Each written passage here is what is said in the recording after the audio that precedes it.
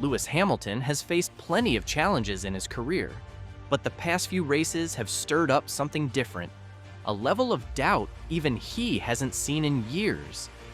After a tough start to the season with Ferrari, the rumors exploded, and Ralf Schumacher's comments only poured gasoline on the fire. Retirement whispers flooded social media, with critics acting like Hamilton's story was already over. But Lewis didn't stay silent. He fired back, calmly but firmly reminding the world that he's not going anywhere, and that true champions don't quit when things get tough. It's funny how quickly the narrative changes in Formula One. A few bad races, and suddenly, people act like they're writing your final chapter. That's exactly what happened when Ralf Schumacher stepped into the conversation, bluntly suggesting that Hamilton should think about retirement because, in his words, Lewis doesn't seem to be able to motivate himself anymore. It was a heavy shot, especially coming from someone who's watched Hamilton dominate the sport for over a decade. But what's even more telling is how easily the media latched onto it, spinning the idea into headlines, debates, and endless speculation. It's the classic formula. When a legend stumbles, everyone wants to predict the fall. Hamilton, though, has seen this before.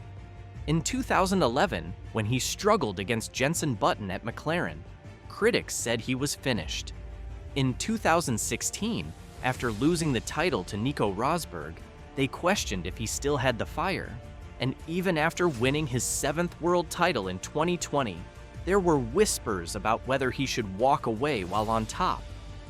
Each time, Hamilton stayed silent, did the work, and came back stronger. This moment isn't new to him. It's just louder because of the jersey he's wearing now. Driving for Ferrari isn't just about speed. It's about carrying the weight of history, expectations, and endless scrutiny all at once. The truth is, people are loudest when they think you're vulnerable. It's easy to celebrate a champion when he's standing on the top step every Sunday. It's much harder to believe in him when he's fighting for 600 pesos or battling a tricky car that just won't cooperate. Ralph's comments reflect a broader truth about sports. We love heroes, but we're obsessed with their downfall. It's almost as if some critics are desperate to be the first ones to say, "I saw the end coming." But Hamilton's career has been built on proving people wrong, not proving them right. There's also a certain irony here. Ralf Schumacher never achieved even a fraction of what Hamilton has. And yet, he speaks with the certainty of someone who's forgotten the brutal grind of Formula One, the endless work, the tiny margins, the years of resilience it takes just to stay competitive, let alone dominate. It's easy to offer career advice from the comfort of retirement. It's much harder to live it when every mistake is magnified under a global microscope. Hamilton's response wasn't filled with anger. There was no shouting, no dramatic press conference, just a simple, pointed reminder: he's not finished. He's rebuilding. He's adapting. And if history is any guide, betting against Lewis Hamilton when he's down has always been a losing game. When people talk about Lewis Hamilton today, it's almost like they've forgotten who he is. 7 world championships, 99 pole positions, more wins than any driver in the history of Formula One. Those aren't numbers that happen by accident, and they don't just disappear because of a few rough weekends. Form may be temporary, but class is permanent. And Hamilton's career is a living, breathing example of that truth.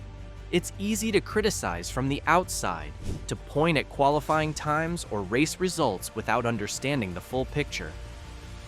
Formula One is not a solo sport. It's a machine built from thousands of moving parts. And even the greatest drivers are at the mercy of the car beneath them. When Hamilton had the right tools at Mercedes, he was nearly untouchable.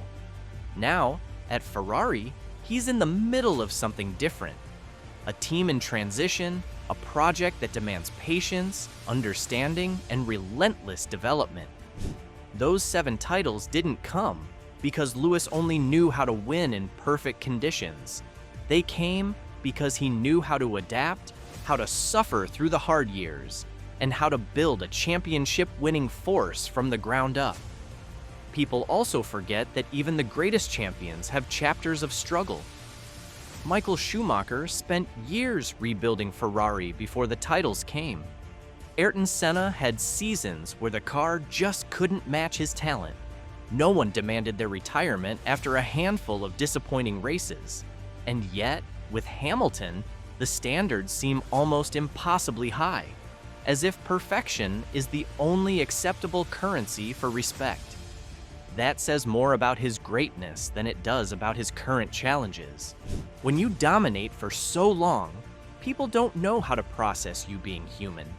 The truth is, Hamilton's legacy isn't defined by easy wins or dominant seasons. It's defined by moments like this, when the odds are stacked, the car isn't cooperating, and the critics are sharpening their knives. Champions are made in the shadows, not just under the spotlight. And Lewis Hamilton didn't forget how to drive. He's just busy writing a new chapter, one that will remind everyone exactly why he's one of the greatest to ever touch a Formula One car. Switching teams in Formula One is never easy, but switching to Ferrari is a different universe altogether.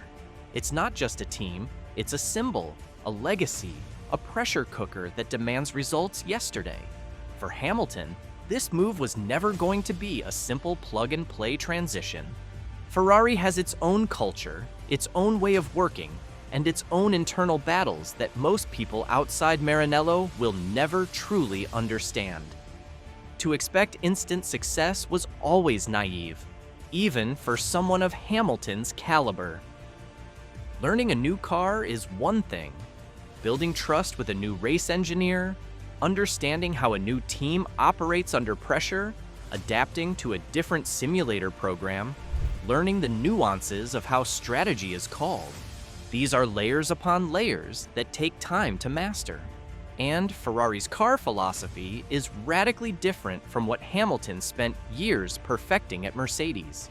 The feedback he gives, the adjustments he asks for, the way he feels the car through the corners, all of it is part of a learning curve that doesn't bend to public impatience. There's also the emotional weight of it all. Ferrari isn't just trying to win, they're trying to end a championship drought that has stretched on for too long. Every driver that steps into a red suit feels that pressure. Every small mistake is amplified. Every missed opportunity becomes a headline. Hamilton knew this when he signed the deal. He didn't choose Ferrari because it was easy. He chose it because it was hard. Because greatness isn't just about defending titles, it's about chasing the impossible. Already, there are glimpses of progress. Small steps, a slightly better balance in qualifying, a stronger race stint when the tire degradation is under control. It's not enough to silence the critics yet, but the foundation is being built. Brick by brick, session by session. Hamilton understands better than anyone that greatness at Ferrari isn't given. It's earned, often through frustration, setbacks, and sheer stubborn persistence. This is the storm before the calm, the learning curve before the leap. And when Hamilton and Ferrari finally get it right, because history suggests they will, the struggles of today will look like nothing more than the necessary price of future glory. Behind every highlight reel, every race win, and every title celebration is a truth about Lewis Hamilton that few truly appreciate. No one outworks him. Talent may have put him on the grid, but it's his relentless work ethic that has kept him at the top for nearly 2 decades. Even now, in the face of challenges, Hamilton's approach hasn't changed. He's the first one debriefing after a bad race. He's the one poring over data long into the night, searching for tiny gains others might overlook. It's a hunger that doesn't switch off just because the results aren't coming easy. Hamilton's commitment goes beyond just understanding the car. It's the way he prepares his body, maintaining peak fitness at an age when most drivers are already thinking about retirement. It's the way he sharpens his mental resilience, turning meditation, visualization, and mindfulness into competitive advantages. It's the way he collaborates with his engineers, not just giving feedback, but actively working with them to find solutions rather than pointing fingers. This is the side of Hamilton that the cameras don't always show. The grind, the frustration, the stubborn refusal to accept mediocrity. Even after 7 world titles, he still acts like the hungry young kid who showed up at McLaren in 2007 with everything to prove. And now, at Ferrari, that same spirit burns even brighter. He knows the headlines are writing him off. He knows the noise around his performances is getting louder. But true champions don't respond with words. They respond with work. Hamilton isn't wasting time trying to convince anyone he's still got it. He's putting his head down, pushing himself harder than ever, and trusting that eventually the results will speak louder than the doubters ever could. That's what separates the greats from the legends. It's easy to work hard when you're winning. It's another thing entirely to work even harder when you're losing. Hamilton's story right now isn't about fading into the background. It's about the quiet, relentless grind that builds the foundation for his next great comeback. And knowing Hamilton, he wouldn't have it any other way. Inside the walls of Maranello, away from the noise of the media and the impatience of fans, one thing is clear. Fred Vasseur believes in Lewis Hamilton. From the moment the deal was announced, Vasseur made it clear that bringing Hamilton to Ferrari wasn't just about selling merchandise or grabbing headlines. It was a strategic move built on trust, respect, and a shared vision for the future. Vasseur knows what many seem to forget. Hamilton's greatness isn't just about raw speed. It's about leadership, resilience, and the ability to elevate an entire organization. Vasseur has seen firsthand how Hamilton operates. Their relationship stretches back years, to the early days of Lewis's career in junior formulae. He knows the mentality that Hamilton brings to every project he touches. More importantly, he understands that building a championship-winning team isn't about quick fixes. It's about culture. It's about creating an environment where talent can thrive, mistakes can be learned from, and victories are built brick by brick. In Hamilton, Vasseur sees not just a driver, but a partner in that mission. That faith hasn't wavered despite the rocky start. If anything, it's grown stronger. Vasseur knows the car isn't where it needs to be yet.